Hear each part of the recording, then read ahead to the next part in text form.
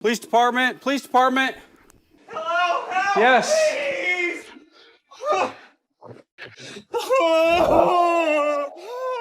How long she been down? Do you have any idea? Do you have any idea? Can't be more than about 20 minutes. 조금 전 울부짖던 사람은 37세의 지미 앨런이라는 남자로, 그는 자신의 부인인 에이미 앨런이 스스로 목을 매다른 뒤 숨을 쉬지 않는다며 다급하게 911에 신고를 했다. 911, what is the address of your emergency? My wife tried to kill herself. She's in the basement. How is she trying to kill herself? She tried to hang herself. I ran down there. Tried to give her CPR. 언뜻 보기에 비극적인 사고로 보이는 이 상황에 경찰은 급히 현장에 출동해 남자를 만나는데, 그런데 경찰이 현장에 도착했을 때 앞서 신고 전화에서와는 달리 긴박한 남자의 목소리는 전혀 들리지 않았고, 경찰이 자신의 존재를 알리고 나서야 남자는 기다렸다는 듯 소리를 내기 시작한다. Police department, police department. Hello, help! Yes. Please!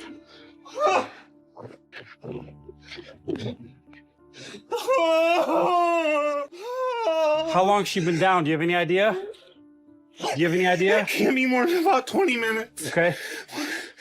경찰이 남자를 만났을 때 그는 계속해서 울먹이며 심폐소생술을 하고 있었고, 바닥에는 의식이 완전히 사라진 34세 여성 에이미가 축 늘어진 채 누워 있었는데, 그런데 에이미의 모습을 살펴보던 경찰은 그녀의 목에 남은 자국을 보고 의아함을 느낀다. 앞서 지미의 신고 내용에 따르면 에이미의 목에는 줄에 눌린 자국이 명확히 남아 있어야 했지만, 어찌된 영문인지 그녀의 목은 별다른 이상이 없어 보일 정도로 깨끗한 상태로, 이때부터 경찰은 지미의 행동을 유심히 살피기 시작한다. You want to come upstairs with me real quick? Okay. 경찰에 이어 현장에 도착한 응급구조대가 에이미의 상태를 살피기 시작하자 경찰은 지미와 대화를 시도한다. Did she make any statements at all? No, she was just irritated. Was I just irritated and I didn't hear anything, so I went back down to check on her. And Does Amy have a history of anything like this? Nothing in her background at all. ever. Okay. 지미의 말에 따르면 그는 하루 전 저녁 에이미와 함께 시내에 위치한 한 펍에 가서 술을 마셨는데, 이때 두 사람은 가게 안에서 말다툼을 하게 되었고, 결국 화가 난 에이미는 걸어서, 그리고 지미 본인은 차를 끌고 집으로 돌아왔다고 한다. 그 후에 집에서 다시 만난 두 사람은 아직 화가 풀리지 않아 다시 한번 말다툼을 하게 됐고, 이후 지미는 에이미가 진정할 수 있도록 혼자 내버려둔 채 다른 방에가 시간을 보냈다고 말하였는데, 얼마의 시간이 흐른 후 그가 다시 에이미가 있는 지하실로 내려갔을 때 그녀는 앞서의 상황처럼 천장에 줄을 걸고 스스로 일을 저지른 상태였다고 한다. 그런데 이때 지하실에서 에이미에게 응급조치를 하던 구급대원이 그녀의 의식이 돌아왔다는 듯한 말을 한다. Huh? What? Says she's fighting. No. 현장에 투입된 구급대원들은 가까스로 에이미의 맥박을 다시 뛰게 만들었고, 이러한 상황에 보통의 가족이라면 급히 그녀에게 뛰어가는 게 일반적이었지만, 이 얘기를 들은 지미는 오히려 실망한 듯한 반응을 보이더니 갑자기 가족들에게 전화를 걸기 시작한다. We had an emergency. Don't go anywhere. There's an emergency. Don't go anywhere. I'll talk to you in a little bit. Oh, I don't know what to do, Mom. I don't know what to do.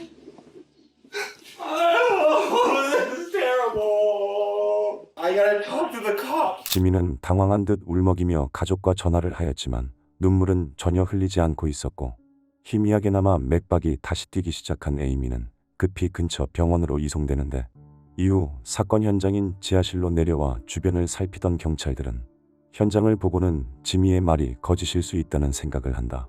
그도 그럴 것이 당시 지하실은 약 2m를 조금 넘는 높이로 165cm 남짓한 키의 에이미가 이곳에서 스스로 매달렸다고 하기에는 무언가 어색한 부분이 있었다. 그럼에도 아직 확실한 물증이 없던 경찰은 조사를 미룬 뒤 다음날 다시 현장을 찾아와 지미를 만나는데, 이때 그는 사건 당일의 행적에 대해 더 자세히 진술한다. 경찰이 확보한 지난밤 펍 내부 CCTV에는 지미의 말대로 두 사람이 대화를 나누는 모습이 녹화되어 있었는데, 조사 결과 두 사람은 이사 문제로 얘기를 나누다 서로 의견이 맞지 않아 다투게 된 것으로, 거리에 설치된 CCTV에는 지미의 말대로 혼자 걸어가는 에이미의 모습이 담겨 있었다.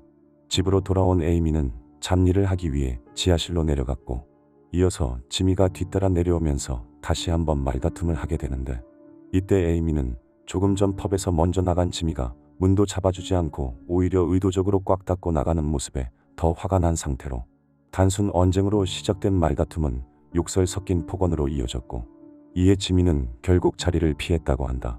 그런데 그로부터 약 30분 후 그가 다시 지하실로 내려갔을 때 앞서 설명처럼 에이미는 그렇게 된 상태로 경찰은 지미와의 대화에 더 이상 진전이 없자 우선 그들의 집안을 수색해 사건과 관련된 단서를 찾으려 노력하지만 집안에는 이렇다 할 단서가 단 하나도 없었다. 그런데 이때 에이미의 가족들은 경찰을 찾아와 의미심장한 진술을 하기 시작하는데 그들의 말에 따르면 지미는 언제나 착하고 친절한 사람이었지만 굉장히 통제적이고 규칙주의적인 성격을 가진 사람으로 에이미를 비롯한 그의 자녀들은 매일 현재 위치를 지미에게 보고해야 했다.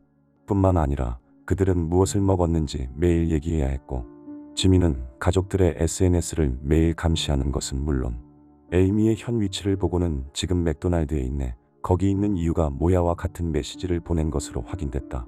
사실 에이미는 13살에 임신을 해 아들을 출산하였고 이후 19살에 지미를 만난 뒤 결혼을 하게 된 것으로 지미의 강압적인 통제 때문에 직장 생활도 하지 않고 집에서만 지내는 조용한 여자였는데 그런데 에이미의 핸드폰 기록을 분석하던 경찰은 그 안에서 뜻밖의 인물을 발견한다. 그는 조지라는 남성으로 에이미와는 온라인을 통해 알게 되어 무려 3년간 불륜 관계를 유지하고 있었는데 두 사람은 실제로도 만난 적이 있었고 앞서 사건 당일 밤 펍에서 술을 마실 때에도 서로 문자를 주고받고 있었던 것으로 밝혀졌다. 이에 전부터 지미를 의심하고 있던 경찰은 에이미의 불륜 사실이 지미의 범행 동기가 될 수 있다고 판단하였고 그를 소환해 이 사실을 얘기하며 반응을 살핀다. What was your knowledge of her affair? I don't think she had an affair. To my knowledge, I have no idea. I wouldn't think it was possible. There was a lot of stuff that she had tried to delete there, but I mean, we're talking, telling this other guy she loves him. I think that you're both but I'm not. I'm not gonna lie to you today, and I haven't. You know, so I just. I'll just tell you right now, I don't believe it. 지미는 에이미의 불륜 사실을 듣고는 굉장히 놀란 듯 이를 외면하였고 전혀 알지 못하는 사실이라고 주장했지만 경찰은 여전히 그를 의심할 수밖에 없었는데 이어서 지미는 에이미가 완전히 내성적인 성격을 갖고 있어 집 밖에도 잘 나가지 않는 사회성이 없는 사람이라고 주장하기 시작한다. My wife had some issues, and What kind of issues? she struggled from like social anxiety. So, which she's been like that for years. She's just extremely shy, introverted person. She never developed relationships in Ocala. She didn't have any friends. She was playing like video games compulsively, that World of Warcraft thing. 하지만 이미 경찰은 앞서 가족들의 증언을 통해 지미가 에이미를 완전히 통제하고 있었다는 사실을 알고 있었고 그렇게 경찰은 점점 사건의 진실에 가까워지고 있는 듯 했는데 그런데 이때 에이미의 부검을 맡았던 검시관으로부터 결정적인 단서가 도착한다.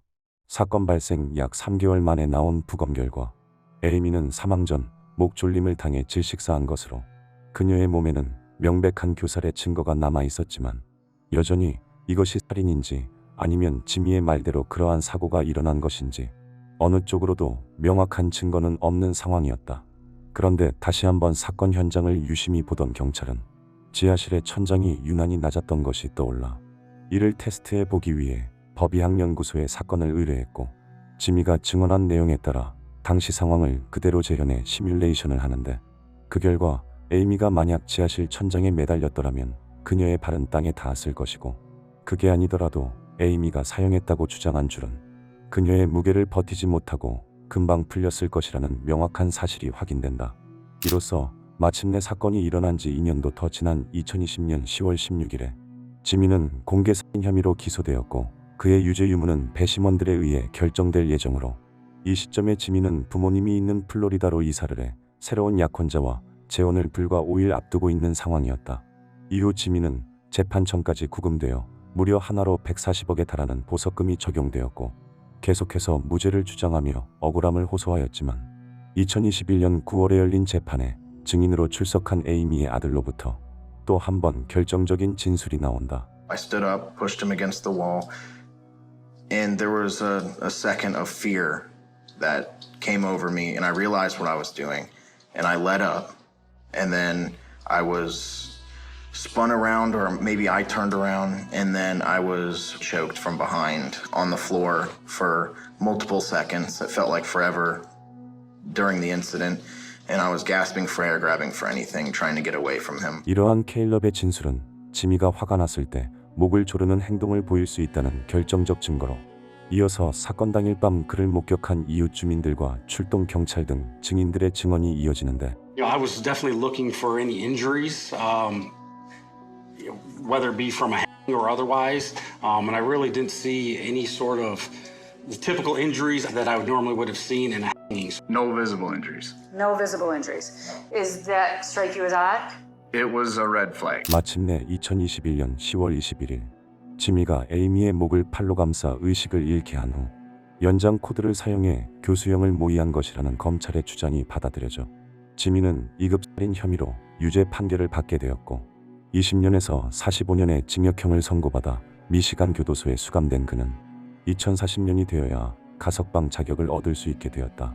한편 사건 이후 병원으로 이송되었던 에이미는 사고 후 거의 14시간 동안 생명유지장치에 의존해 살아있었지만 어느 시점에 사실상 사망한 것으로 판명되었고, 이후 가족들이 급히 병원에 도착해 작별 인사를 한 뒤에야 장치를 떼어내고 정식 사망 판정을 받을 수 있었다. 오늘 영상은 어떻게 보셨나요?